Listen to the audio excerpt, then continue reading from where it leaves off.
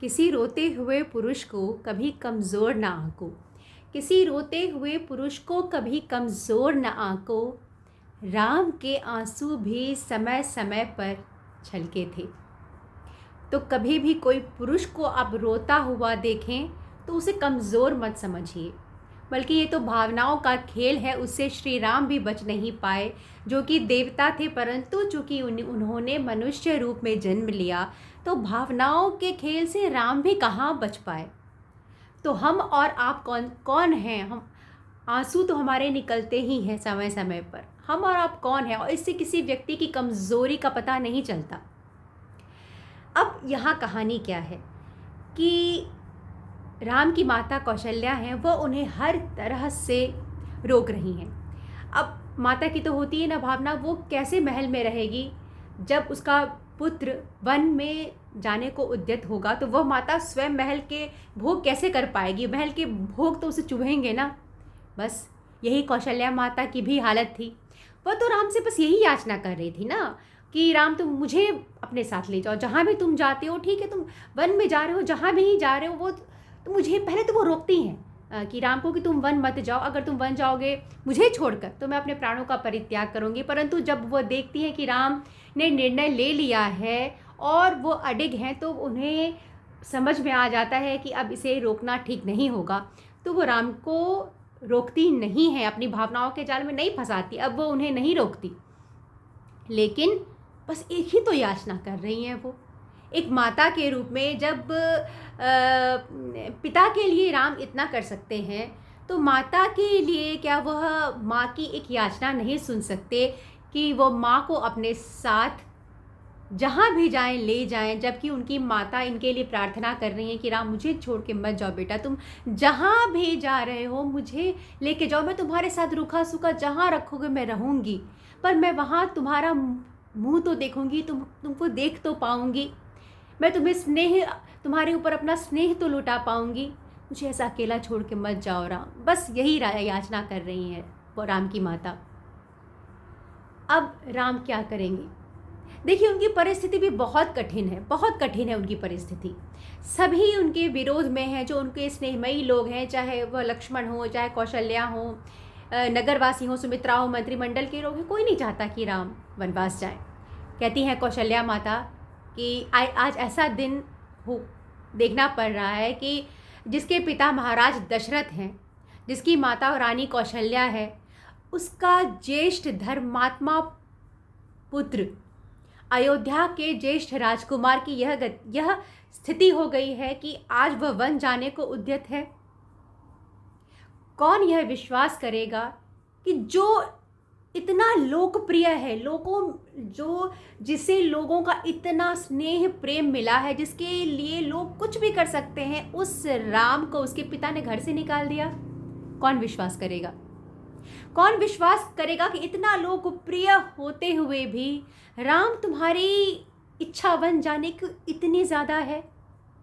ठीक ही कहते थे तुम, राम की देव की शक्ति बहुत बड़ी होती है, देवता की शक्ति बहुत बड़ी होती है, हम सब उसके अधीन है। अन्यथा जो राजकुमार है अयोध्या का, जो इतना लोकप्रिय है, जो दशरथ का पुत्र है, उसको वन जाने की इतनी इच्छा कैसे हो सकती है?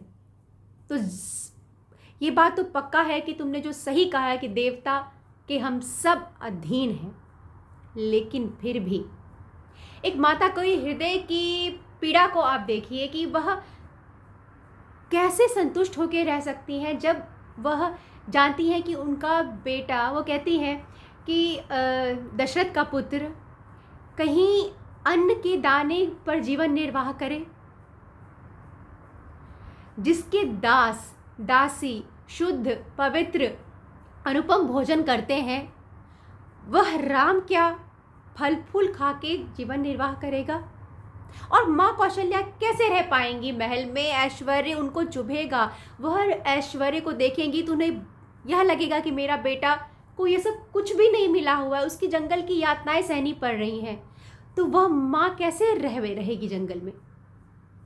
परंतु राम की स्थिति को देखिए कि यहाँ भी वह धर्म से पीछे नहीं हटते। वो अपनी माँ की स्थिति समझ रहे हैं। उनकी माँ कहती है कि बेटा मैं अब इन सौतों के साथ नहीं रह सकती, तू मेरी स्थिति को समझो। परंतु राम को कठोर होना पड़ेगा। राम यह कहते हैं कि माँ, पिताजी अभी जीवित हैं और उन्हें धोखा मिला है। उनकी स्थिति जो है वो बहुत दयनीय है, अभी इतने वृद्ध हैं, और तुम भी यदि उनका परित्याग करोगी तो वो क्या जीवित रह पाएंगे माँ? उससे भी बड़ी बात, तुम्हारा पातिव्रत धर्म क्या कहता है माँ? तुम्हारे पति जीवित हैं, तुमको अपना कर्तव्य निभाना है, तुमको अपना कर्तव्य देखना है कि तुम्हारे पति जीवित हैं तो तुम्हें अपने पति के साथ ही रहना चाहिए, ना कि पुत्र के साथ, और पति की सेवा करनी चाहिए।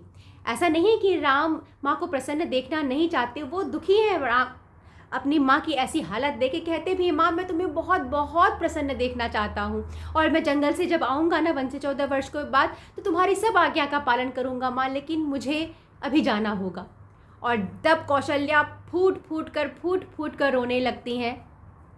और अब राम अपनी भावनाओं पर नियंत्रण नहीं रख पाते और राम के नेत्रों से अश्रुधारा बहने लगती है।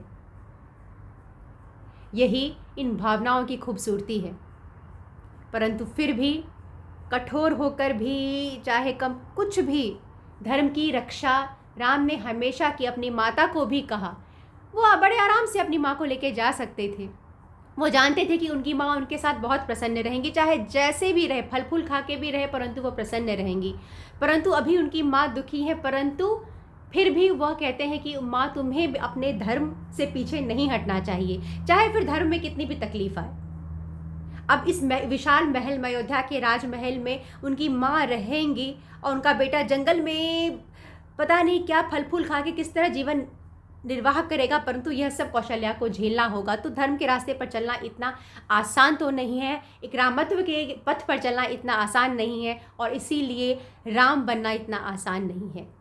आगे राम की जीवन यात्रा पर हम चर्चा करेंगे। और एक चीज़ मैं कहना चाहूँगी कि मेरे वीडियो के माध्यम से जो भी आप सुन रहे हो, यदि आप मुझे कमेंट करके सूचित करेंगे कि इस वीडियो में कैसा सुधार करना है या मैं कैसे बोल रही हूँ, तो मैं भी उससे कुछ सीख पाऊँगी। अगर आप समय निकाल के 2 मिनट के लिए कमेंट कर सके तो आपका बहुत बहुत धन्यवाद। और इतना समय जो आपने मेरे वीडियो को दिया है, तो आप सबका बहुत बहुत धन्यवाद।